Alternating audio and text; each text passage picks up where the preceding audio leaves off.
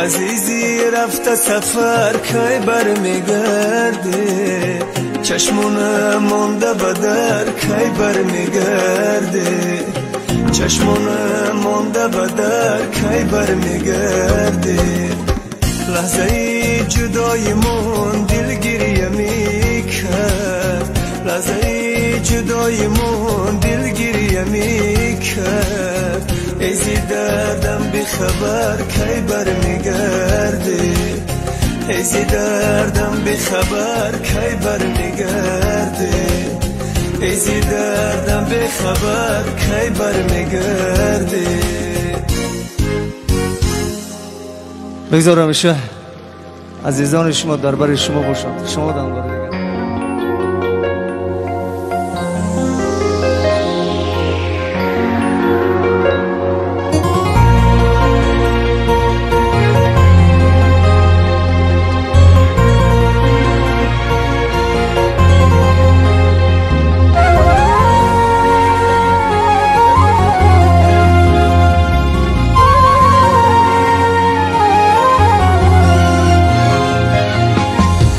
دوستم روی دلم هزمی تر میسوزه آتش در دلم افتاد جگر میسوزه گر کشم آه از آن کوه کمر میسوزه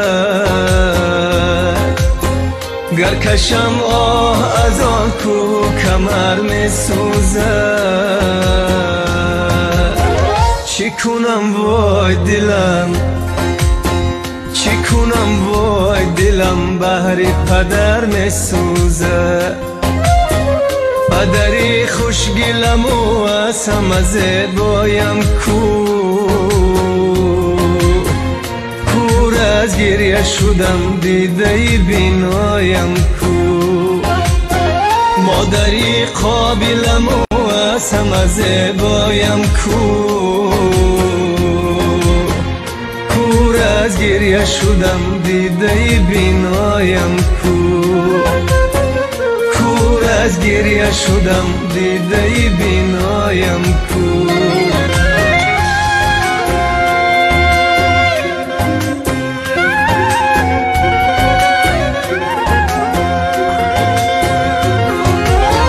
رفتان گوهری نویا بناگز کفم. سلام و درود شنوندگان عزیز رادیوی مهاجر. شماره نوبتی برنامه هموطن هست از استودیو مرکزی رادیوی مهاجر از مسکو پیشکش شما با امید روح بلندی شما و بالید خاطری شما برنامه نوبتی هموطن رو از استودیو مرکزی رادیوی مهاجر از مسکو برایتان پیشکش میکنیم. ساعت با وقت مسکو 16:54 امروز 16 نوامبر سال 2019. مهمان نوبتی برنامه ما دانشجوی دانشگاه دولتی تکنیکی مسکو به نام نیکولای ارنستویچ باومن زاده اسفر شهر دوست عزیز ما حبیب الله اسماعیل هستند. خوش آمدید دوست عزیز به استودیو مرکزی رادیوی مهاجر به برنامه هموطن. رحمت کلان اکای خوشرو رحمت برای تکلیف به این رادیو.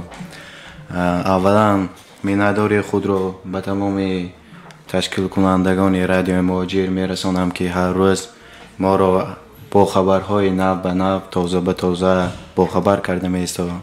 سلام و گرم و جوشان و شام بخیر باشد به تمام شنوندگان رادیو مهاجر.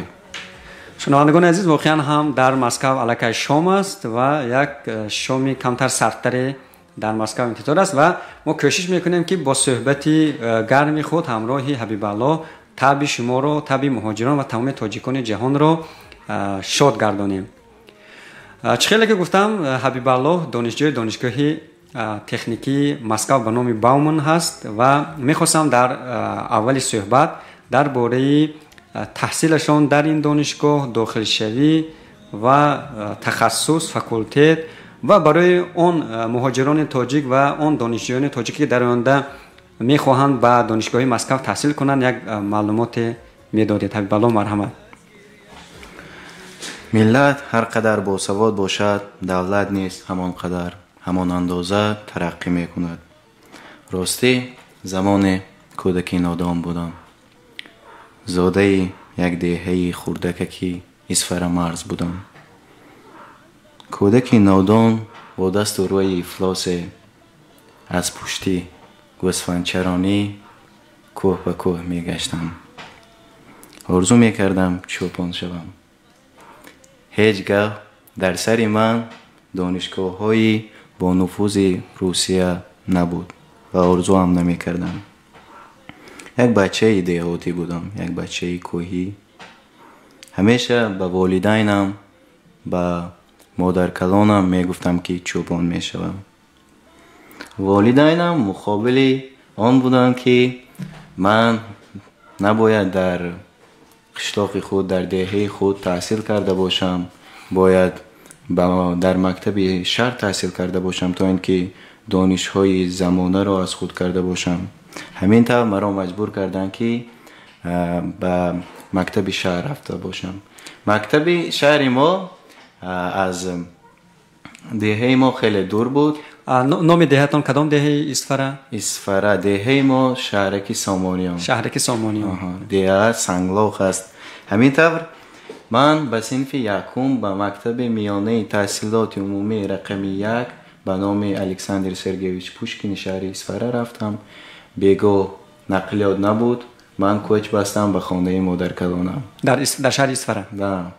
хонаи модаркалонам дар маркази шаҳри Исфара буд. барои ҳамин кӯч бастам ба хонаи модаркалонам. синфи якум будам. хеле бачаи танбал будам. хонданро дӯст намедоштам. ростӣ синфи якум танҳо бобаҳои қаноатбахш, яъне бобаҳои 3 гузашт. баъзан холаҳоям ё тағоямро маҷбур мекардам ки дарсамро ба ҷои ман иҷро кунанд, ё масалан мисоле ки муаллим додааст бояд холаҳоям ё ин ки тағоям ба ҷои ман нависта иҷро карда бошам. ҳамин тавр то синфи 4 ман хеле бад хондам. муаллим ҳарчанде ки сахтгир буданд, маро азоб медоданд, аммо ман намехондам. бештар ба мактаб модаркалонамро даъват мекарданд то аз рафтору ахлоқ ва дониши ман бохабар бошанд. падарам ҷанг мекарданд. баъд оҳиста оҳиста аълохон шудам ва дар охир аз синфи 7 ба литсеи номдор, литсеи овозадори шаҳри Исфара ки ба устод Азизов тааллуқ дорад, ба он ҷо гузоштам. ҳамин тавр дар он ҷо оҳиста оҳиста илмҳоро аз худ кардам ва дар охир раиси синиф шудам. яъне сардори синиф шудам. дар литсеи рақами 1 шаҳри Москав, ҳамон литсеи номдоре ҳаст ки директораш муаллим Азизов ҳастанд ки хеле химикдонҳо ва духтарони ояндаро тарбия мекунанд. синфи 11 шудем. барои донишгоҳ ба ҳар куҷо тесту имтиҳонҳо месупоридем. мо ҳам як қатор бачаҳо бо ҳамсинифони худ барои имтиҳонсупорӣ ба вилояти Суғд ба шаҳри Хуҷанд барои имтиҳонсупорӣ барои озмун рафтем. дар он ҷо 3 марҳила буд. мо якум марҳиларо гузаштем. дар якум марҳила зиёда аз 500 нафар дар интихоби касби мо буданд. дар марҳилаи дуюм аллакай 100 нафари онҳо афтиданд. дар марҳилаи сеюм 200 нафар монд. ман як маротиба имтиҳон супоридам ва аз байни 200 нафар донишҷӯён, яъне онҳое ки мехостанд донишҷӯ шаванд, маро интихоб карданд. яъне балли ман аз онҳо хеле баланд буд. аз 200 балл 147 балл ман гирифта будам. ва ҳамин тавр маро донишгоҳи давлатии техникии шаҳри Москав ба номи Баумана интихоб кард ва соли 2015 ман ба ин донишгоҳ дохил шудам. яъне бо воситаи квотави шумо донишҷӯи донишгоҳи техникии Москав шудагӣ ҳастед? албатта. дар кадом факултет? факултети корҳои ҷангал, лесное дело. бо кадом тахассус? тахассуси муҳандис, яъне инженер. муҳандис. خیلی خوب حبیبالله. یعنی دانشجو بودن در مسکو، یعنی خوندن و دانش انداختن در مسکو چی برتری و چی مشکلی ها دارد؟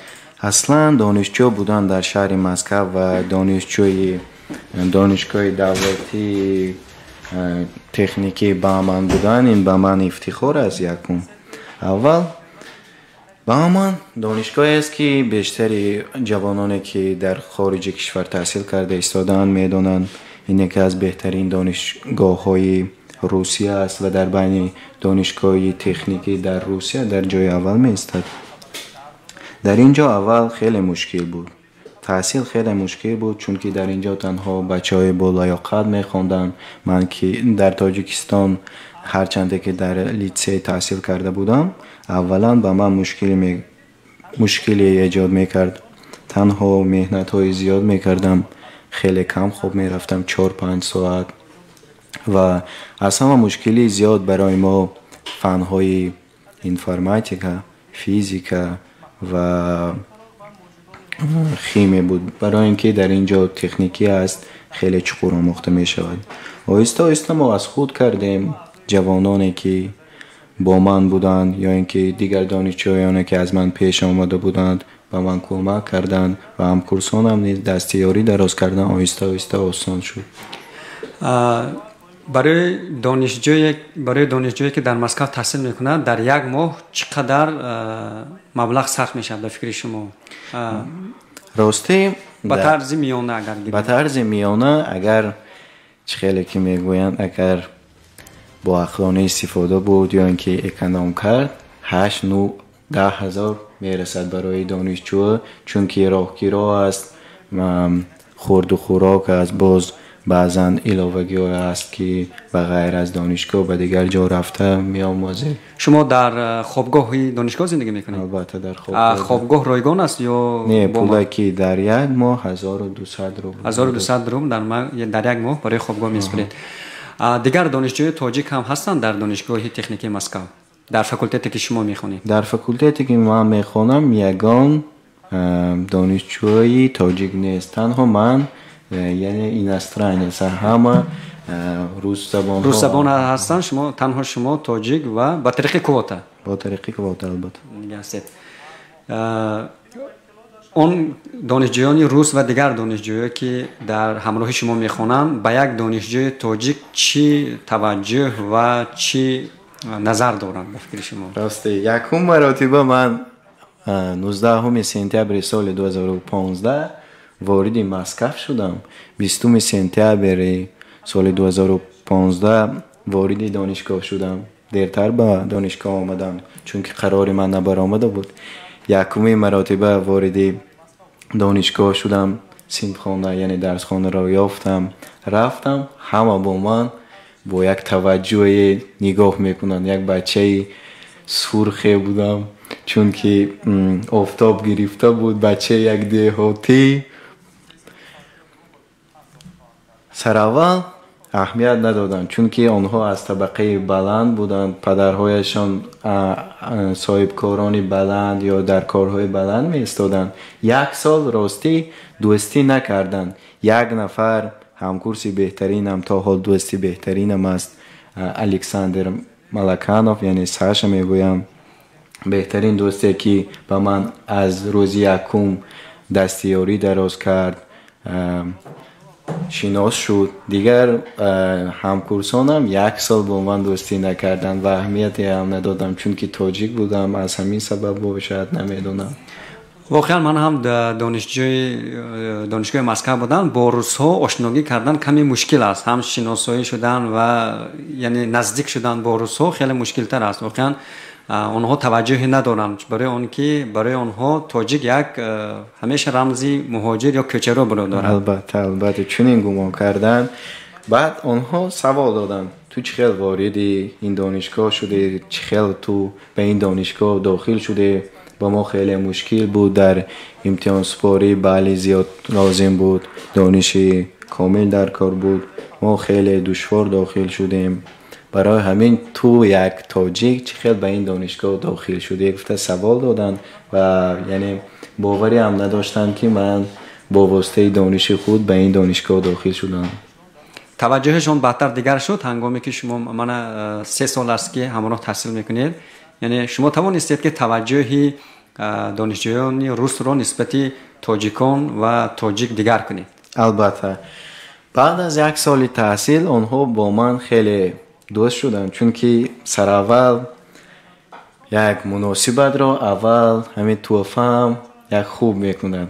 راستی هر وقتی که به تاجیکستان میروم برایم یک تحفه ناچیز باشد هم برای دوستان از قبیل زردآلوهای زمین خود مانده یا اینکه هر سال تاقی و یک ظرفی تاجیکانه میارم برای همکورسانم، تنها برای همکورسانم، اگر 20 نفر باشن برای آنها با من خیلی دوستی قرینن، همیشه دستیاری دراز میکنن و بیشتری آنها اگر آنهایی که مرا میشناسند در صفحه فیسبوکی من نوارهایی هست که آنها با زبان تاجیکی گپ زدند، آنها الکی یک چند کلمه تاجیکی را میدانند و 2 نفری آنها حتی کم کم با زبان تاجیکی گپ میزنند. این باعث افتخار است، چون که آنها الکی شوق پیدا کردند. آنها باز مصلحت کردند که بیایید امسال 10 نفر به تاجیکستان به مهمانی حبیب میرویم و خانه آنها.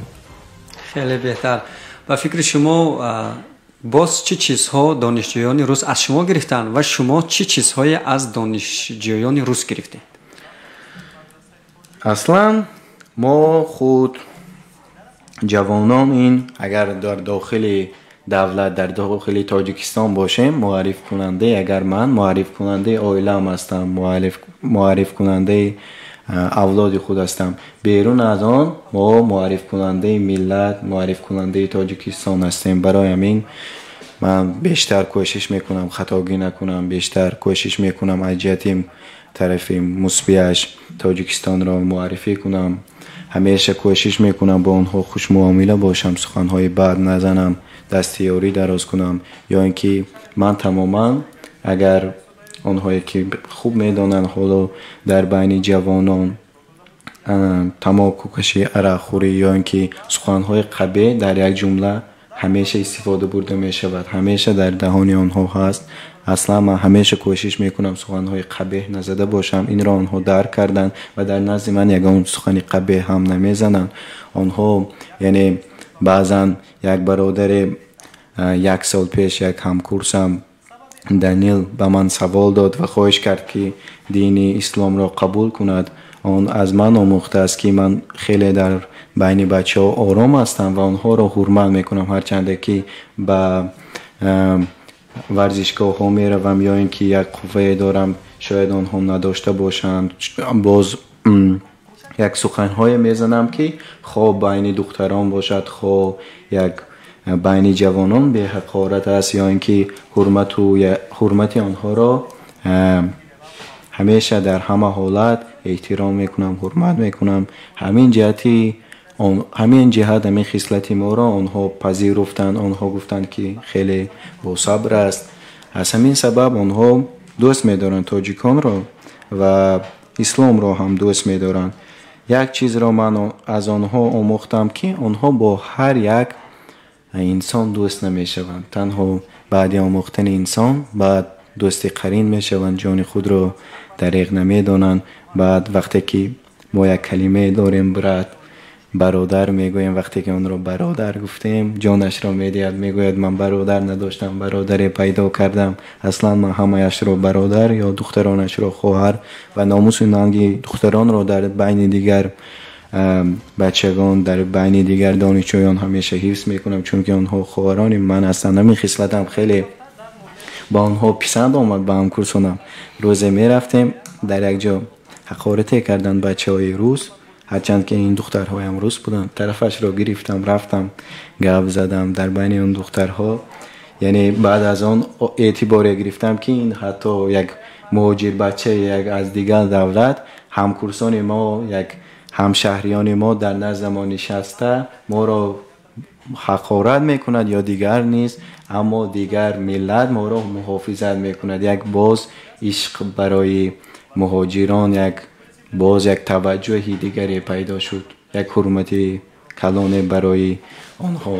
اصلا ما همین همه چی رو خدا ما بعضا طولی که من طول 5 سال از در شهر مسکو قرار دارم، اصلا همین میبینم در صحیفه های اجتماعی بعضی روس‌ها تاجیکان را بد میبینن. اصلا هستند چون این سکینخت ها یعنی ملت‌گرایان هستند که اصلا بد میگن در حقیقت، اما همه حرکت ها همه مناسبت ها از خود ما وابسته است. هیچ وقت از خوبی بدی نمیروید یا اینکه از ظلم هیچ وقت خوبی نمیروید. همیشه خوبی کرد، خوب مناسبت کرد، همیشه نیک گفت، نیک عمل کرد، همیشه همش خوب میشود. من چونین گفتنی هم که وقتی که همه مناسبت ما با آنها اگر مناسبت خوب داشته باشیم آنها هم مناسبت خوب میکنن. ولی یادآور میشویم که برنامه هموطن است و همصحبت ما شنوندگان عزیز حبیب الله اسماعیلوف هستند، دانشجوی دانشگاه دولتی تکنیکی مسکو به نام باومن. اگر چی باشد حبیب الله شما پدیدی کرده در صفحه خودتون چی رو اگر یادآور میشیم که مستقیما پخش شده ایستاده است برنامه ما، من حالا به حبیب الله میگم که اونها در صفحه خود پدیدی کنن و اگر کسی یگان سوال و پرسش داشته باشند از مصاحب ما دانشجوی دانشگاه دولتی تکنیکی مسکو به نام نیکلای باومن فعال شبکه‌های اجتماعی حبیب الله اسماعیلوف هستند. حبیب الله پدیدی کردید؟ حاضر. از صحیفه رادیو مهاجر اگر کپی صحیفه رادیو مهاجر و پروموی افیر ما پدیدی کنید که در یک وقت در برنامه پخش مستقیم ما رو ابونتیان شما و دوستان شما هم ببینند. شنوندگان عزیز، از اکران ها از صحیفه های فیسبوکی خود دور نشوید. یک صحبت خیلی جالبی ما با دانشجوی دانشگاه مسکو و هموطن ما زاده اسفره حبیب الله اسماعیلوف دوام دارد. پدیدی کردید؟ البته. تشکر. من یک سوال نوبتی من این است که حبیب الله جان، شما که در لیسه رقم 1 شهر اسفره خوندید، یعنی دوستانی تاجیکی زیاد هم دارید، من دوستانی روس هم دارید. با فکر شما جوانای روس از جوانای تاجیک چی فرق میکنن؟ جوانان روس از جوانان تاجیک چی فرق میکنن؟ شما فرقیت خیلی کلان است. فرقیت خیلی کلان است چون که میدانید در ما اصلا فرقیت کلان است. فرقیت در چیست؟ فرقیت در دین است، یکم در فهمیش است. اما دانش روس ها از ما زیادتر است و ننگ و ناموس در ما زیادتر است. یک چی گویم فهمیش جهانبینی روس ها از ما زیادتر، چون که آنها مثل ما نیستند. آنها در گذشته ما با حق بودیم، کتاب های زیاد میخوندیم، حالا باشد برعکس شده است. ما از روس ها افتخار میکنیم، آنها در شهرهای آنها کار میکنیم، در دانشگاه آنها تحصیل میکنیم. اصلا این باعث تاسف است که چنین است.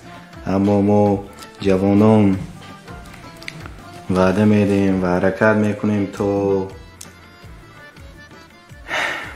تا یک تشبس های سازنده، یک ایده های نو را پیشنهاد کرده باز دولت تاجیک را یعنی ملت تاجیک را باز به پیش بریم، باز ترقیات آن را در عرصه بین المللی باز خوبتر و بیشتر معرفی کنیم. برتری آنها در آن است که آنها راستی یک برتری اش را میگویم بخیل نیستند. همین خصلت روس ها به من خیلی پسند است. آنها بخیل نیستند. وقتی که همکورسانم من یگان موفق در یگان سایه مثلا در ساله ورزش موفق میشوم، آنها هیچگاه بخیلی نمیکنن، برعکس آنها دستگیری میکنن. البته خطاگی‌هایی که من دارم آنها اصلاح میکنن.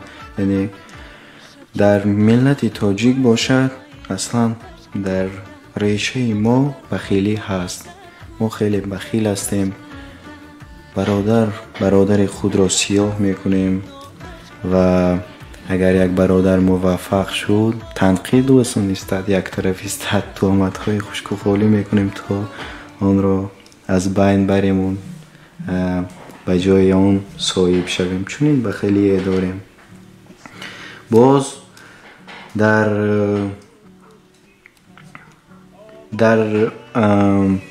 دل و جان ما گمان بد هست. این در طول سالهای اخیر خیلی زیاد شده ایستاده است که فکر و عقیده های بد داریم، ناآرام داریم، نفسی زیاد داریم.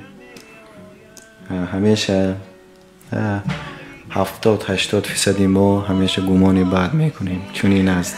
اگر یگان تاجیکی که میخواهد در مسکو تحصیل کردنی شود، شما دانشگاه دولتی تکنیکی مسکو به نام باومن را توصیه میکنید؟ البته توصیه میکنم، چون که توصیه میکنم و باز یک چند پیشنهادهای دارم برای داخل شدن و برای مشکلی ایجاد نشدنش. باید جوانان بیشتر فنهای دقیق رو آورند، چون که در این دانشگاه فنهای دقیق بیشتر خوانده می شود، بیشتر گفته می شود. باید هر یک جلب جوانان به علمهای دقیق باشد، چون که جلب جوانان به علمهای دقیق این عاملی هم قدم زمان بودن است. بیشتر آنها باید فنهای انفرماتیکا، فنهای فیزیکی، متماتیکی را خوانده باشند، چون که میدونید این برای پیشرفت و برای ترقیات جامعه خیلی چیزی مهم است. خواه شما صاحب کار شوید، خواه یا شخص عادی، همیشه در کار می شود این فنها. هرچی قدری که آنها خوانند هیچگاه زیان نمیرسند، زیان نمیکشند، چون که میگویند ملت و جوانان هرچی قدری که مردم باسواد باشد، دولت و ملت همان قدر پیش می رود، همان قدر ترقی می کند. برای همین همیشه خوانند و آموزند. شما تخصصتان مهندس است، بله؟ در آینده چی نقشه ها دارید؟ بعد از ختم دانشگاه در چی نقشه ها دارید در آینده به هم برای پیشرفت و بردباری کشور تاجیکستان یا در مسکو ماندنی هست؟ چی نقشه ها دارید؟ ما اصلا جوانان باید از همه قشرهای جامعه باید فعال باشیم. البته حالا هم فعال هستم در همه جماعت هایی که برگزار میگردد در شهر مسکو اشتراک میکنم. ما باید جوانان تشبوس های سازنده پیشنهاد کنیم، رمزهای دولتی، مقدسات دولتی و دستاوردهای استقلال را حفظ نماییم. در حیات سیاسی و اجتماعی تاجیکستان با دست دلوگر و نیروی بنیادگارانه شرکت ورزیم. البته من در مسکو در روسیه ماندن نمیخواهم، چون که من همیشه میخواهم برای وطنم، برای ملتم خدمت کرده باشم. من بیشتر در جماعت ها اشتراک میکنم و پیشنهاد میدارم. از همه تلفی تاجیکان حالا چنین است که بیشتر جوانانی که در خارج کشور تحصیل کرده ایستادند، خود در روسیه باشد خود در اروپا، بیشتری آنها صاحب عقل هستند، روشن فکران هستند و یک برتری دارند، دانش‌های زیادی دارند، اما برعکس آنها مانده ایستادند. این تلفی دولت است. من در همه جماعت ها میگویم که به من اگر من کارگر شوم به من پول زیاد یا معاش زیاد ندید. حرکت کنید آن جوانان، آن عالم هایی که تاجیکان در دیگر دولت ها مانده ایستادند، آنها را به تاجیکستان برگردانید. مبلغی مرا به آنها تقسیم کرده دید یا مبلغی دیگر کس را. آنها آینده دولتند، آنها آینده تاجیکستانند. باید آنها را دستگیری کرد. وقتی که از دولت جوانان روشنفکر، عالمان، دکتران و مهندسان جوان می روند، دولت ترقیاتش پست می رود. برعکس ترقیات خیلی سوس می شود. ҳабибаллоҳ, ман ба қисми дуюми мусоҳибаи гузашта будам. Шумо ки фаъоли шабакаҳои иҷтимоӣ ҳастед ва ҳар рӯз 2-3 пост нашр мекунед дар бораи мушкилиҳои рӯз ё пешрафтҳои рӯз, фикрҳои худро менависед.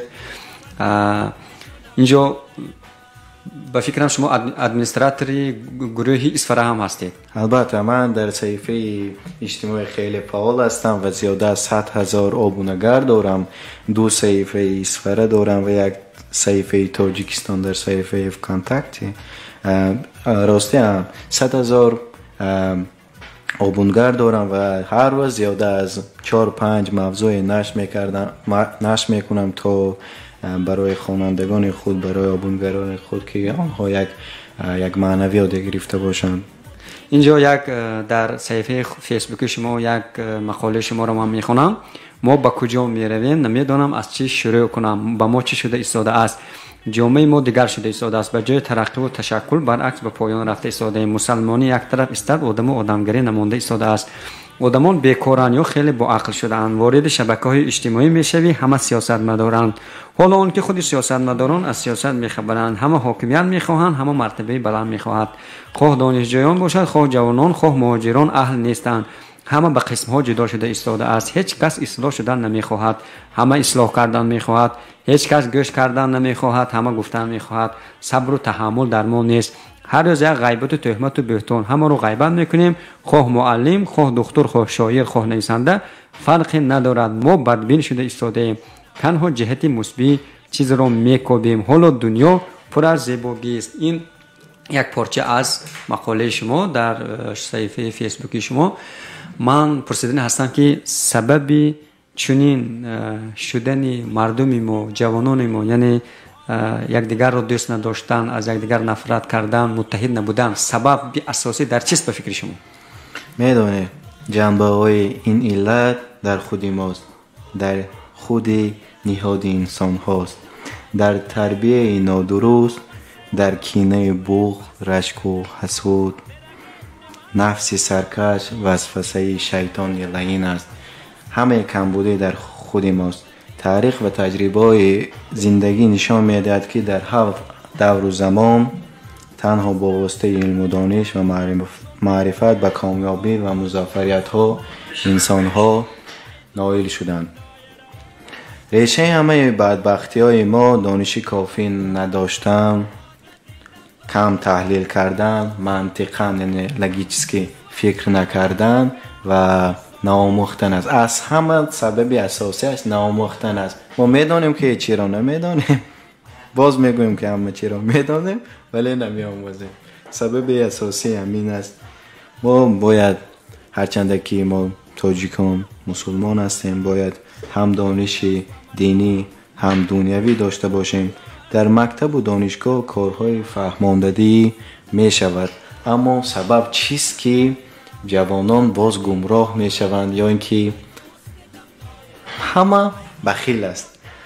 ман донишҷӯ ҳастам, ман бояд хонам дар донишгоҳ, дар ихтисоси худам, аммо ман фикру ақидамро ба дигар ҷо, калаи сари худро дар дигар ҷо мекунам, бинии худро ба дигар ҷо мехалонам. як сиёсатмадоре ки аст, он тамоман худро ба дигар ҷо мехалонад.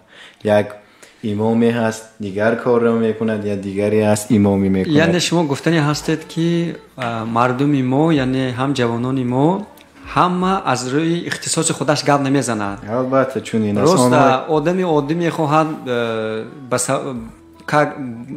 чун имом ё домуло гап занад. як шахсе ки умуман сиёсатро намефаҳмад мехоҳад чун сиёсатмадор гап занад. сиёсатмадор аз сиёсат гап намезанад, аз дигар чиз гап мезанад. яъне ҳеҷ кас бо кори худ машғул нест. шумо ҳамин тур гуфтани ҳастед. албатта чунин аст. ҳама сабаби асосӣ бекорӣ аст. бекор одамон бекор ҳастанд. замоне буд рӯзе дар як мизи мудавваре иштирок мекарданд.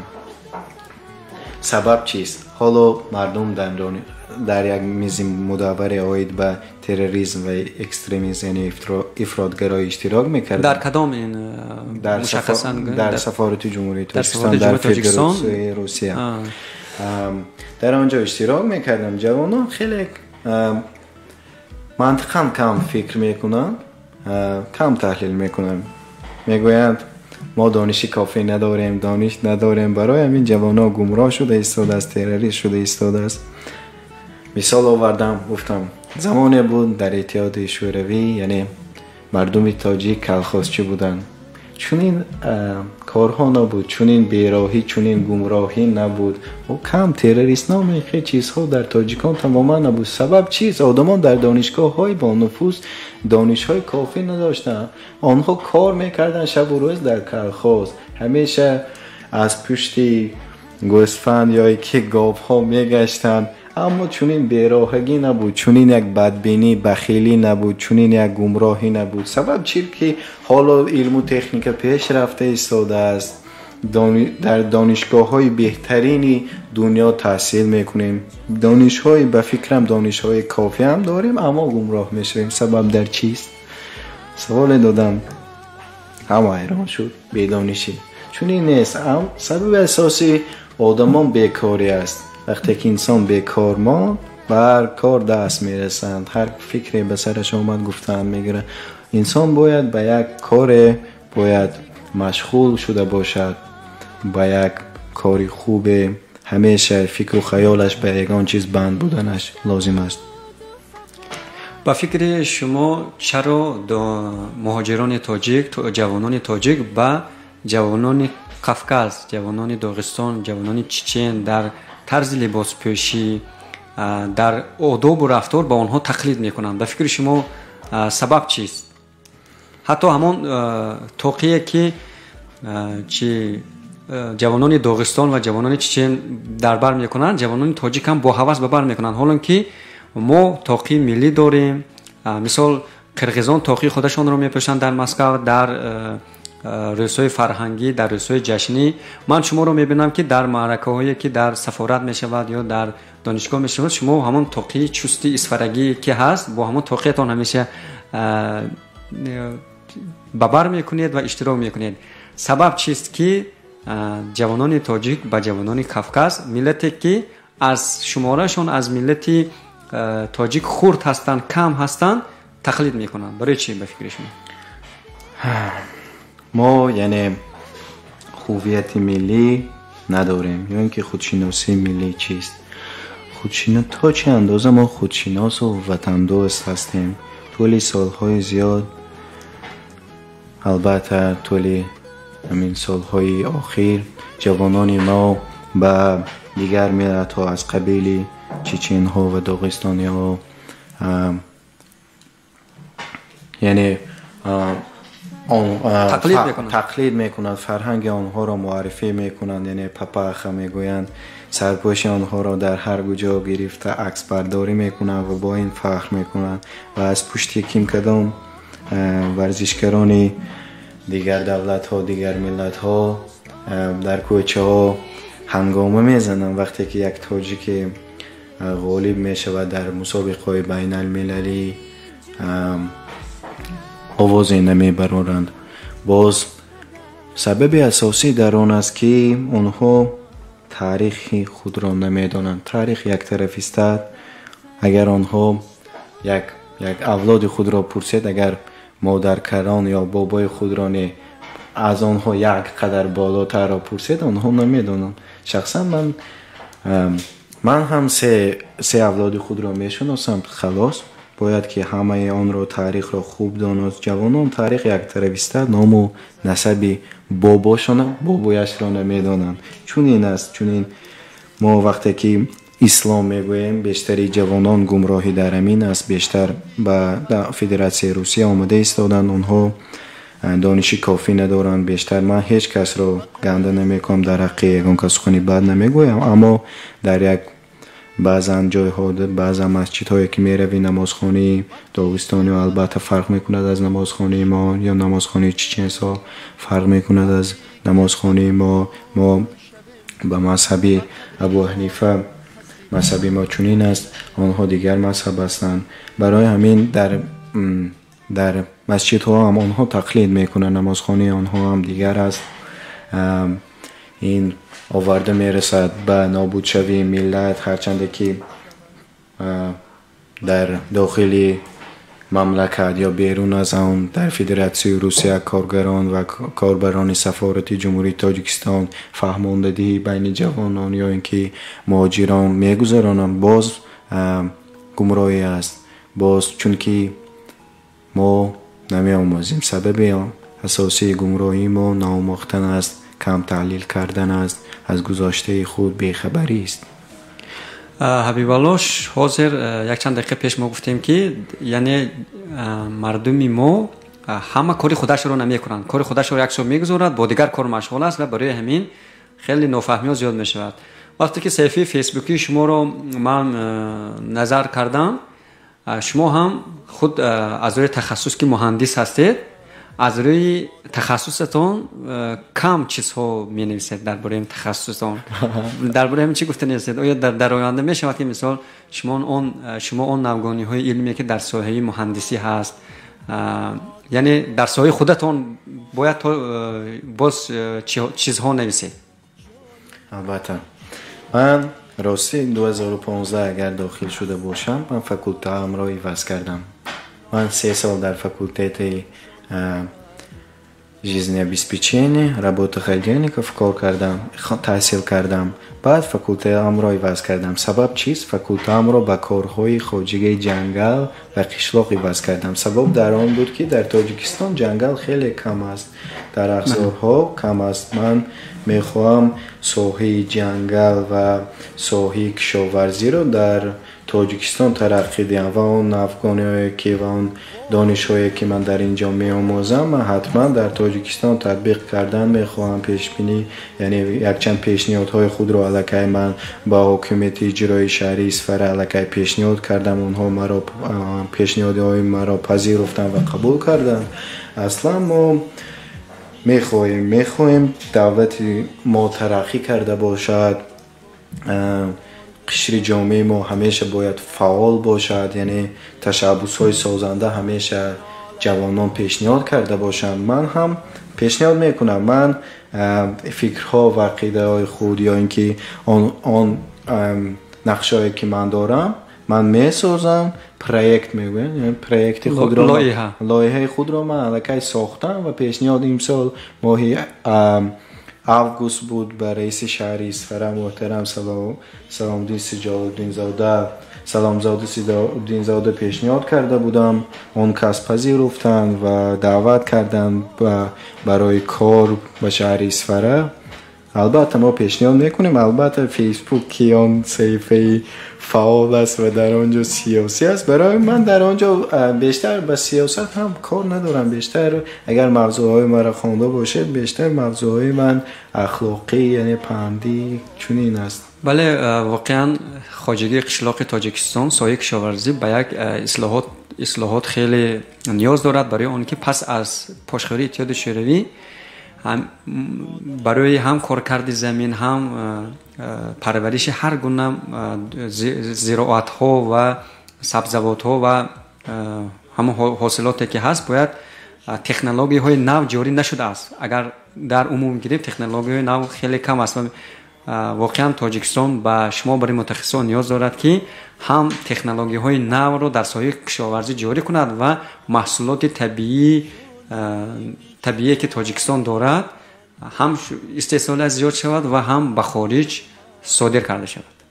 البته ما وعده میدیم و حرکت میکنیم. ما تنها میتوانیم با نیروی عقلانی و جسمانی خود استقلالیت دولتی تاجیکستان را حفظ نماییم و بهر آبادی و ترقیات تاجیکستان یک سهم خود را گذاشته باشیم. تلاش های پیوسته ما جوانان امروزها جهت اشتراک فعالانه در رشد و نمو کشوری عزیز زمان باوری با آن می‌رسد که ما با حس یک بلند وطنداری و خودشناسی و خودآگاهی از تمام نیروهای خود را برای حفظ دستاوردهای استقلالیت، تحکیم دولتداری، منبع برای رشد اقتصادی و اجتماعی وطن عزیزمان است.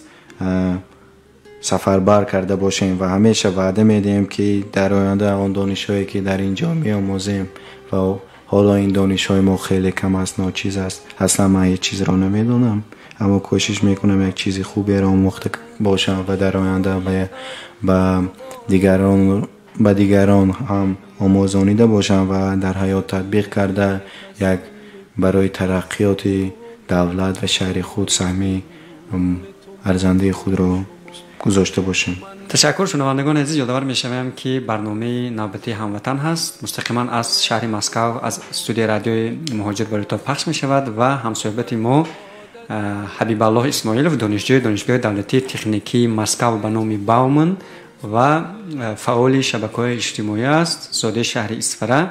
ما با حبیب الله درباره موضوعهای تحصیل در دانشگاه مسکو، درباره مهاجران، تاجیکان، جوانان، مشکلات آنها صحبت کرده سادیم. شما میتوانید در فکر و اندیشه خود را با واسطه رقم‌های 8965 151 0410 و با طریق در صفحه رادیو مهاجر در فیسبوک فکر و اندیشه خود را بیان کرده باشید. آیدی موضوع مصاحبه ما.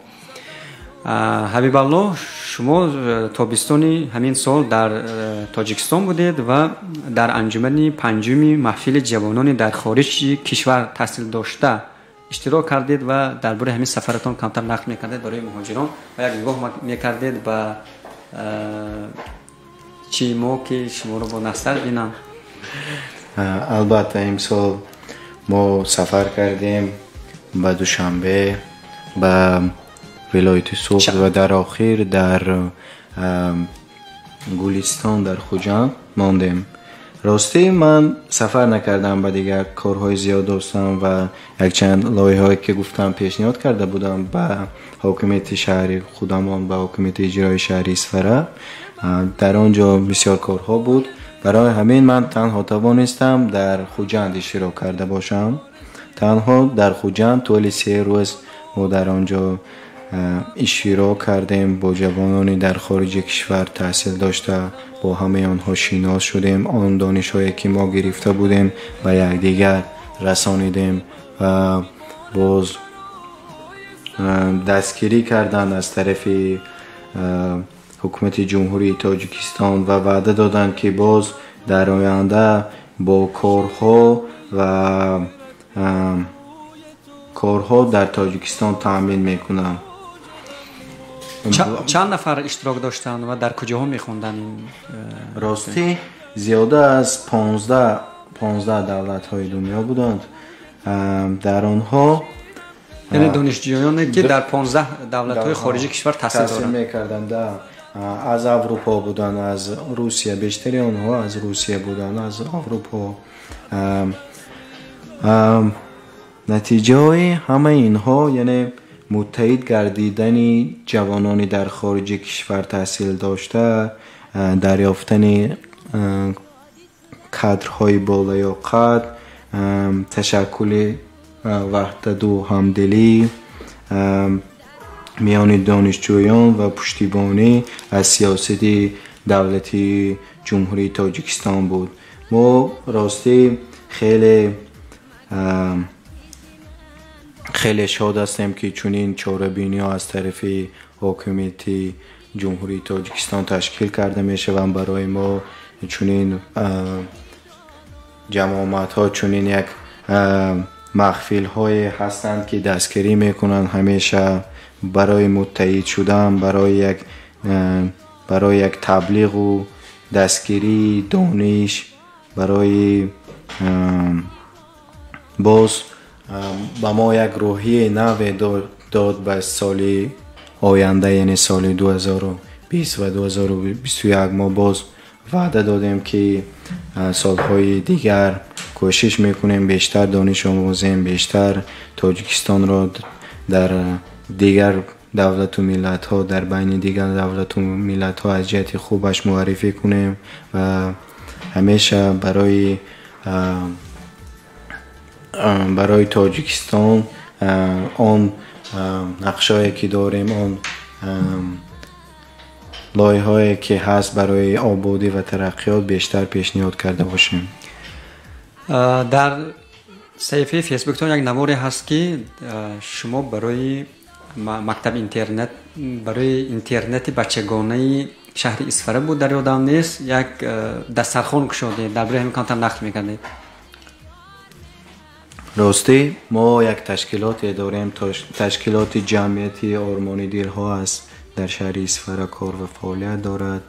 он танҳо дар вилояти Суғд амал мекунад. яъне бо шумо бо онҳо ҳамкорӣ мекунед? ман бо онҳо ҳамкорӣ мекунам. ҳар сол мо як чорабиние мегузорем барои ятимони шаҳри Кишвароб, барои ниёзмандон, барои беморон. ин ташкилот ҳамеша дасти худро дароз мекунад. ин ташкилот 2 сол пеш дар шаҳри Исфара бо сарварии Раҳматулло Раҳимбоев ташкил карда шудааст. ҳоло якчанд ба оилаҳои камбизоат тӯй карда додааст, ҳатто хатнатӯй. якчанд ҷароҳатҳои калонро ба уҳдаи худ гирифтааст ва ҳатто намедонам маблағи умумӣ онро ман ба ин қадар ба пул аҳамият намедиҳам, аммо аллакай онҳо дар якчанд бародар ва хоҳароне ки бемор буданд дар шаҳри мо, онҳоро ба дигар давлатҳо фиристода табобат кардааст. шумо чун зодаи Исфара ки вақтҳои охир хеле зиёд муноқишаи дар мавзӯъҳои сарҳадӣ бо ҳамсояи кишвар ҷумҳурии Қирғизистон доир мешавад, чун ҷавоне ки зодаи Исфара ва зодаи ноҳие ки ҳамсарҳад бо Қирғизистон ҳастед, чӣ фикр доред дар бораи яъне муноқишаҳое ки дар сарҳад байни Тоҷикистон ва Қирғизистон мешавад? аслан ҳамон қишлоқе ки Сомонёни Исфара ҳам марз аст бо Қирғизистон? не бо Қирғизистон танҳо Чоркӯху, Ҷиало ва Ворух ҳамсарҳад аст. ман аслан ростӣ фикрҳои зиёд дорам. онче ки камбуди аст онро ҳам медонам, аммо ҳарф задан намехоҳам, чунки ин сиёсат аст. сиёсат хеле чизи флос аст. вақте ки даст мезанед ва дар Тоҷикистон сиёсати мо сиёсати хеле нопок аст. барои ҳамин ман сабабҳои онро гуфта наметавонам, чунки як сиёсатмадор нестам.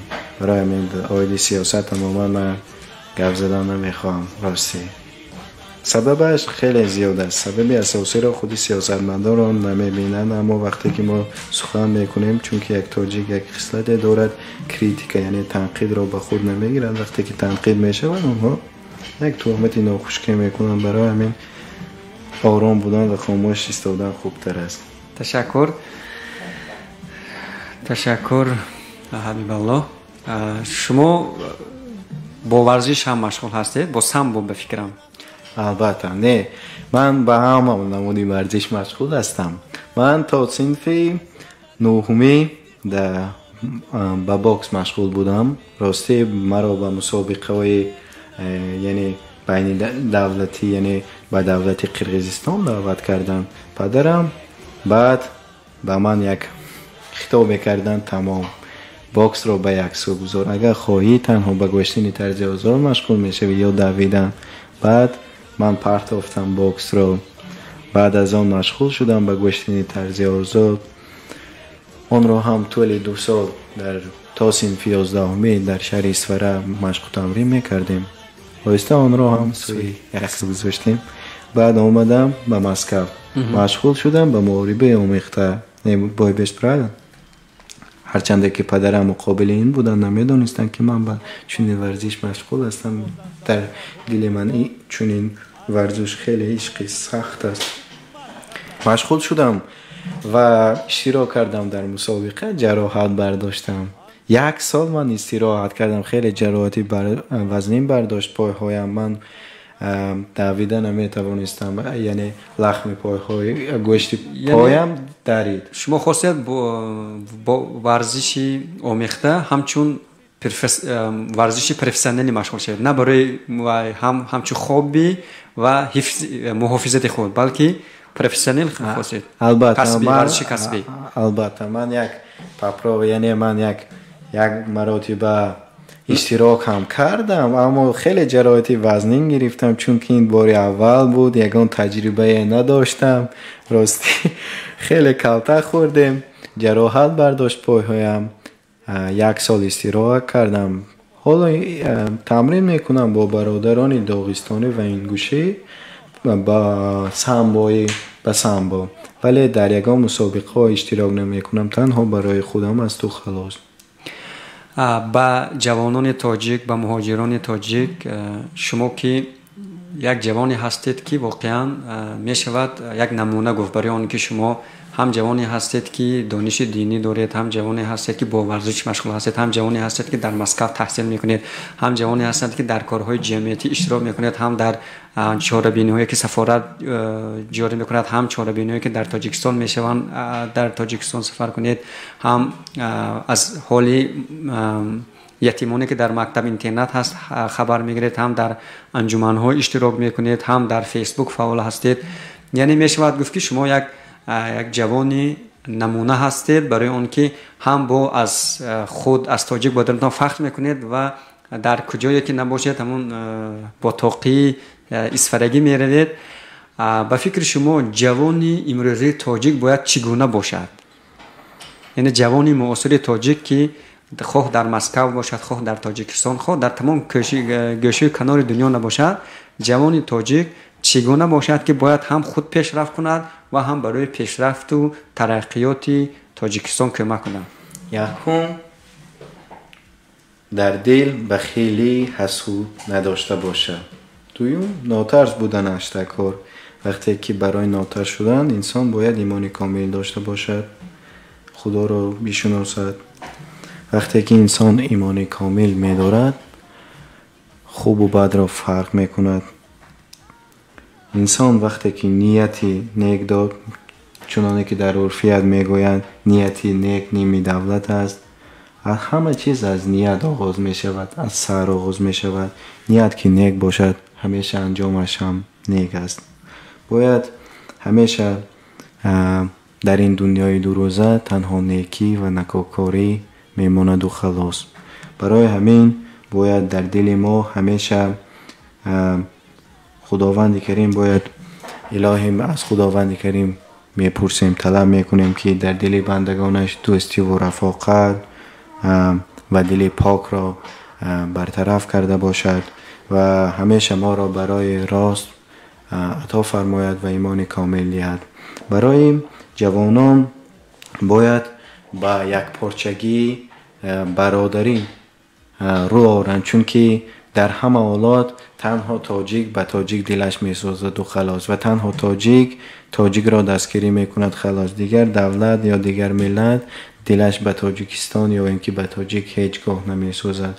برای همین وقتی که یک تنقید یا یک کریتیک خورده که میشود باید گوش کرد، چی در حالت چی آدمی که به یک مرحله رسیده باشد، چی یگان چی را نمیداند ناشناس باشد. برای همین همیشه یک برادری تاجیکی که سخن میکند همیشه از جهت خوبش فکر کرد و خلاصه براری کرد و آن را تا آخر گوش کرد، چون که برادرتان، یعنی در عرفیت میگویند مسلمان با مسلمان برادر است.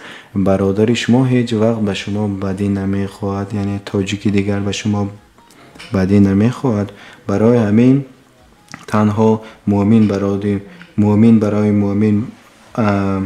مؤمن است گفته، برادر مؤمن است گفته ما باید حرکت کنیم، درخت دشمنی را ریشه کند کنیم و برای ترقیات، برای یک پارچگی تاجیکستان کوششی خود را تا آخر به خرج دهیم و حرکت بکنیم.